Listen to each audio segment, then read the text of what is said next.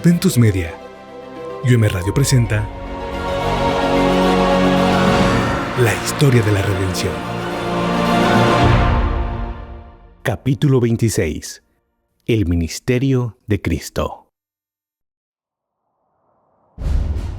Cuando Satanás terminó sus tentaciones, se apartó de Jesús por un tiempo, y los ángeles le prepararon alimento en el desierto para fortalecerlo, y la bendición de su Padre reposó sobre él. El enemigo había fracasado con sus más fieras tentaciones, pero esperaba el momento cuando Jesús se dedicara a su ministerio, en cuyo transcurso, en diferentes ocasiones, puso a prueba su astucia contra él. Todavía esperaba prevalecer sobre él, estimulando a los que no querían recibirlo para que lo aborrecieran y trataran de destruirlo. El adversario celebró un concilio con sus ángeles. Estaban desilusionados y llenos de ira al ver que no habían logrado nada contra el Hijo de Dios. Decidieron que debían ser más astutos y usar su poder máximo para inspirar inseguridad en la mente de sus compatriotas con respecto al hecho de que era el Salvador del mundo, para desanimar de ese modo a Jesús en el cumplimiento de su misión. No importaba cuán exigentes fueran los judíos en el cumplimiento de sus ceremonias y sacrificios, si se los podía mantener ciegos al mensaje de las profecías y si se lograba hacerlos creer que el Mesías debía aparecer como un poderoso rey mundano, se los podía inducir a despreciar y rechazar a Jesús. Se me mostró que Satanás y sus ángeles estuvieron muy ocupados durante el ministerio de Cristo, induciendo a los hombres a manifestar incredulidad, odio y burla. A menudo, cuando Jesús presentaba alguna verdad incontrovertible para reprobar sus pecados, la gente se llenaba de ira. El enemigo y sus demonios los instaban entonces a tomar la vida del Hijo de Dios. Más de una vez tomaron piedras para arrojárselas, pero los ángeles lo protegieron y lo apartaron de la airada multitud para ponerlo a salvo. En otra oportunidad, cuando la verdad pura brotó de sus santos labios, la multitud le echó mano y lo llevó al borde de un risco con la intención de despeñarlo. Surgió entonces una discusión entre ellos en cuanto a lo que debían hacer con él, y los ángeles, una vez más, lo ocultaron de la vista de la multitud, de modo que pudo pasar por en medio de ella y proseguir su camino. Satanás todavía esperaba que el plan de salvación fracasara. Ejerció todo su poder para endurecer el corazón de la gente y amargar sus sentimientos en contra de Jesús. Esperaba que muy pocos lo recibieran como Hijo de Dios, al punto que él considerara que sus sufrimientos y su sacrificio eran demasiado grandes para beneficiar a un grupo tan pequeño. Pero vi que si solo hubiera habido 2 que aceptaran a Jesús como Hijo de Dios y creyeran en él para la salvación de sus almas, habría llevado a cabo el plan.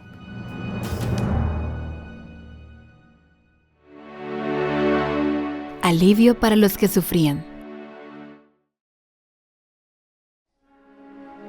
Jesús comenzó su obra quebrantando el poder de Satanás sobre los que sufrían.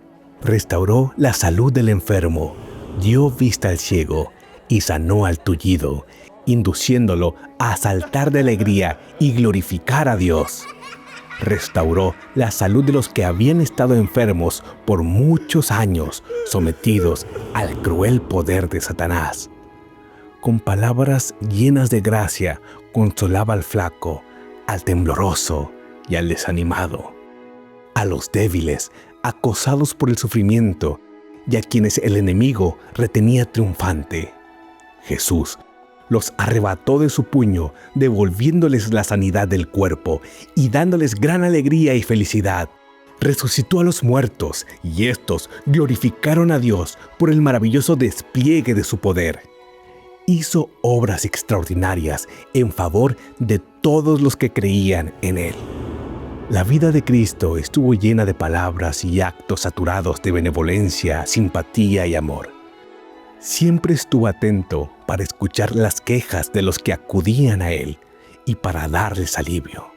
Multitudes llevaban en su propio cuerpo las evidencias de su poder divino. No obstante, después que las obras estuvieron realizadas, muchos se avergonzaron del humilde pero poderoso predicador. Puesto que los dirigentes no creían en él, el pueblo no estaba dispuesto a aceptar a Jesús. Fue varón de dolores, experimentado en quebranto.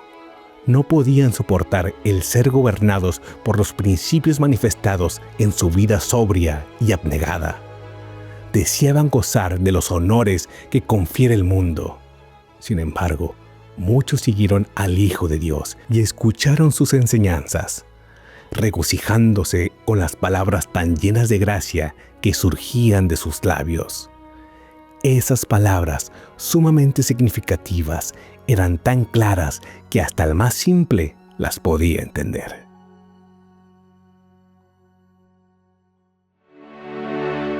Oposición ineficaz.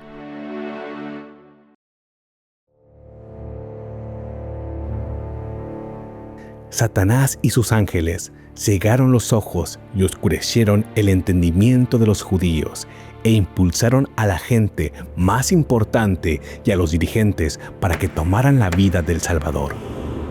Otros fueron enviados para prender a Jesús, pero cuando se acercaron a donde él estaba, fueron dominados por un gran asombro. Lo vieron lleno de simpatía y compasión al verificar las desgracias del género humano.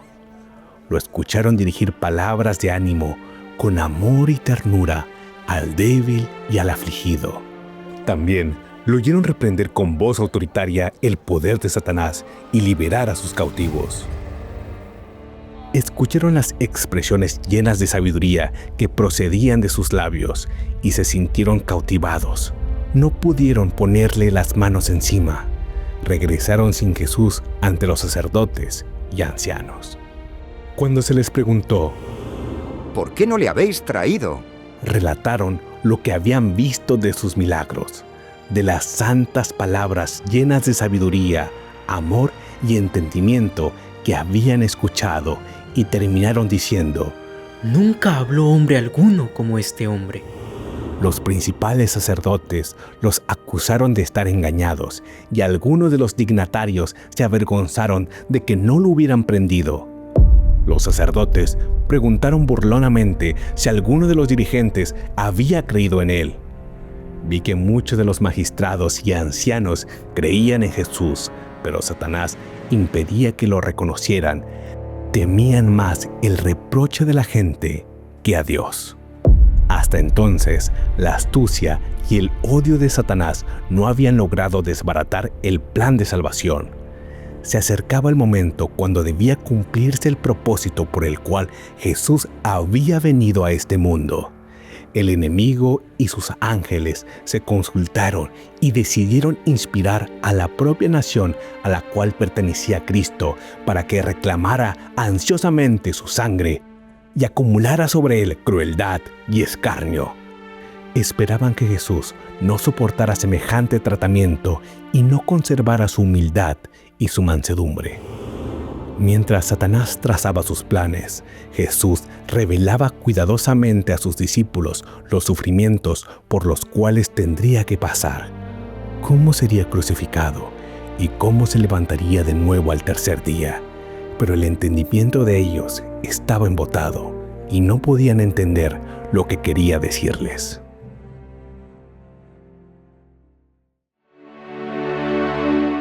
La transfiguración.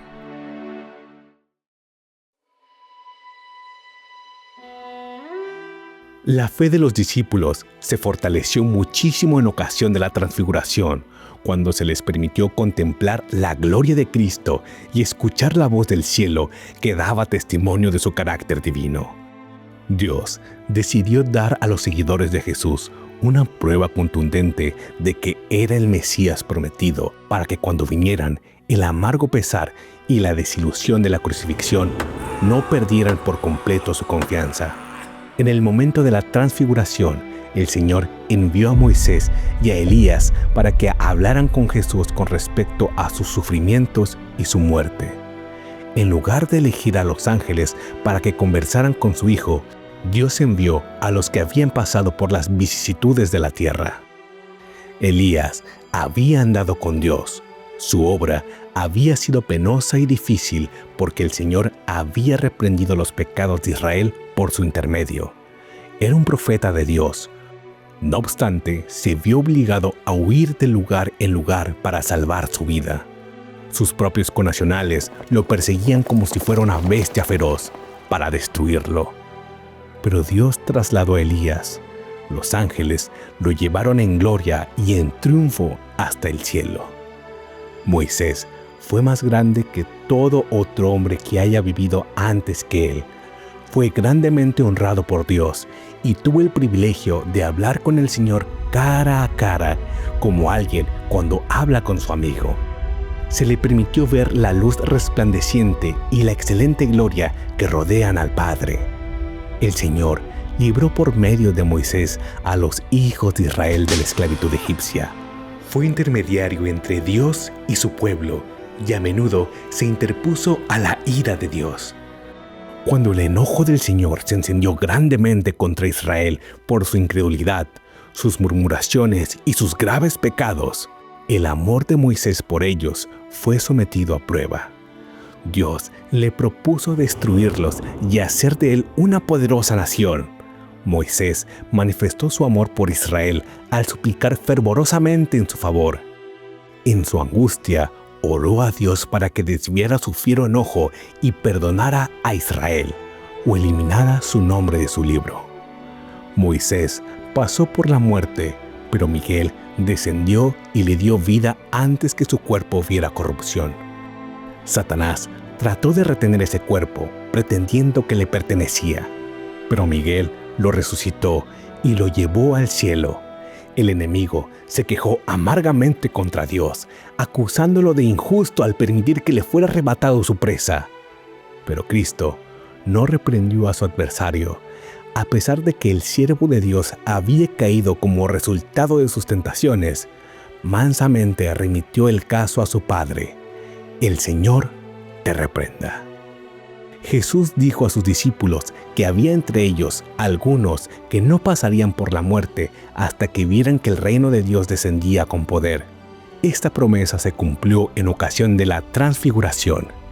El rostro de Jesús estaba transformado y resplandecía como el sol. Su túnica era blanca y fulguraba. Moisés estaba allí para representar a los que serían levantados de entre los muertos en ocasión de la aparición de Jesús. Y Elías, que fue trasladado sin pasar por la muerte, representaba a los que serán transformados en inmortales cuando Cristo venga por segunda vez y sean trasladados al cielo sin pasar por la muerte. Los discípulos contemplaron con asombro y temor la excelsa majestad de Jesús y la nube que los envolvió. Y escucharon la voz de Dios que con majestad terrible exclamó: Este es mi Hijo amado, oídle.